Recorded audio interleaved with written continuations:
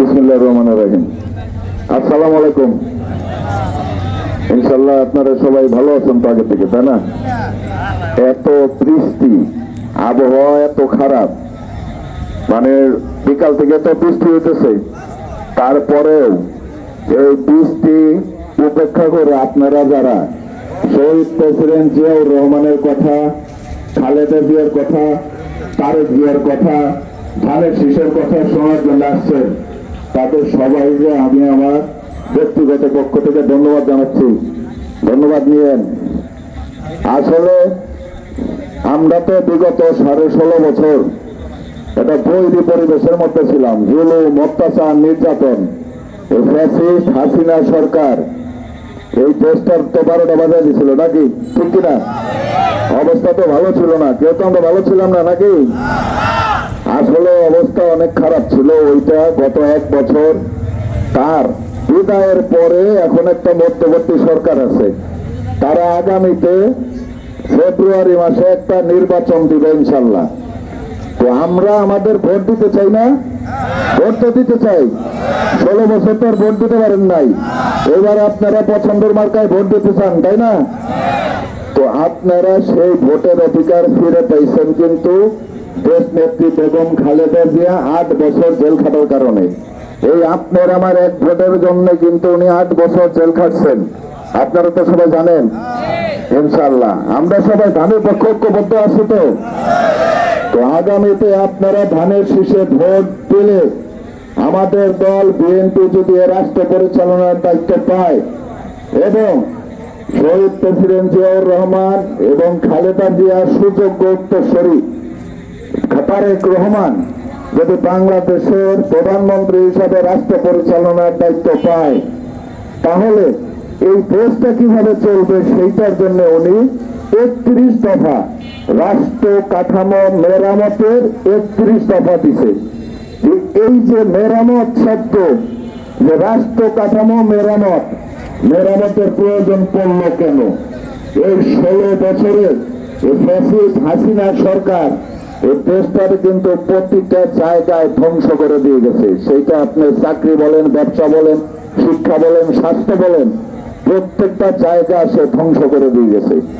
এই ধ্বংসপ্রাপ্ত দেশটাকে ঠিক করার জন্যই কিন্তু উনি বলছে মেরামত, রাষ্ট্র কাঠামো মেরামতের 31 দফা। এই 31 দফায় কৃষকের কথা আছে, শ্রমিকের কথা আছে, বেকারের কথা আছে, আমার মা বোনদের কথা আছে, আমার ছাত্র ভাইদের কথা আছে।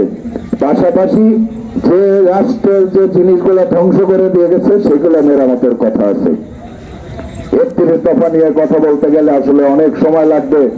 আজকে আবহাওয়া অনেক খারাপ, এত বৃষ্টির পরেও আপনারা যে এখানে খালেদা জিয়ার কথা, তারেক জিয়ার কথা, ধানের শীষের কথা শোনার জন্য আসছেন, এতেই আমরা ধন্য। আমি আপনাদের কাছে 31 দফার লিফলেট গুলা তুলে দেব। এই লিফলেট গুলা যারা পড়তে পারেন পড়বেন, যাদের পড়ায় একটু অসুবিধা আছে, আমার ছোট ভাই বোন ভাতিজা যারা বাসায় পড়াশোনা করে তাদের দিয়ে একটু পড়াবেন এবং বোঝার চেষ্টা করবেন। হাসিনা শুধু বলেছে উন্নয়ন উন্নয়ন। আপনাদের এখানে আসতে যে আমি রাস্তাঘাটের যে অবস্থা দেখলাম, এখানে তো ন্যূনতম কোনো উন্নয়ন নাই, বুঝছেন? ওই বিএনপি যখন বাংলাদেশের রাষ্ট্র পরিচালনার দায়িত্ব ছিল 2001 থেকে 2006, ওই সময় আপনাদের যে এমপি ছিল হারুনুর রশিদ খান মুন্নু কাকা, ওই মুন্নু কাকার সময় কিন্তু ওই কাঁচা রাস্তাটা হয়েছিল, এরপরে কিন্তু কোনো উন্নয়ন হয় নাই।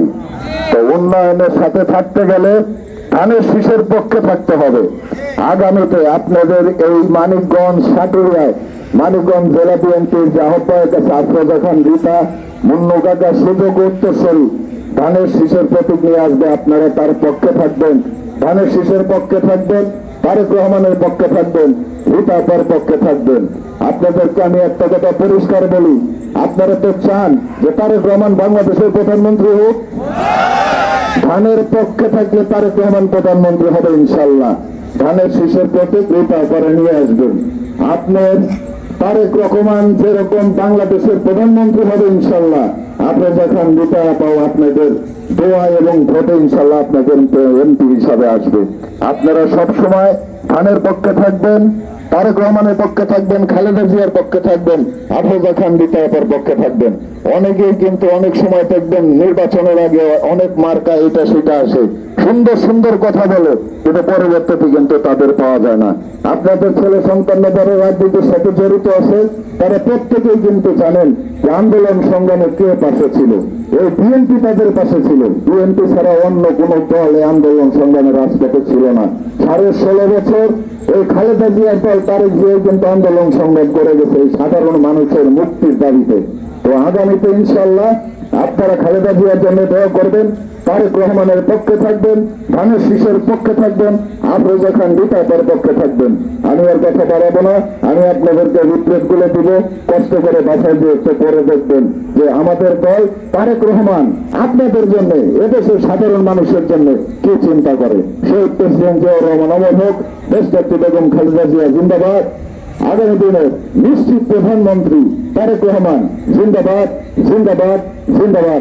আসসালামু আলাইকুম।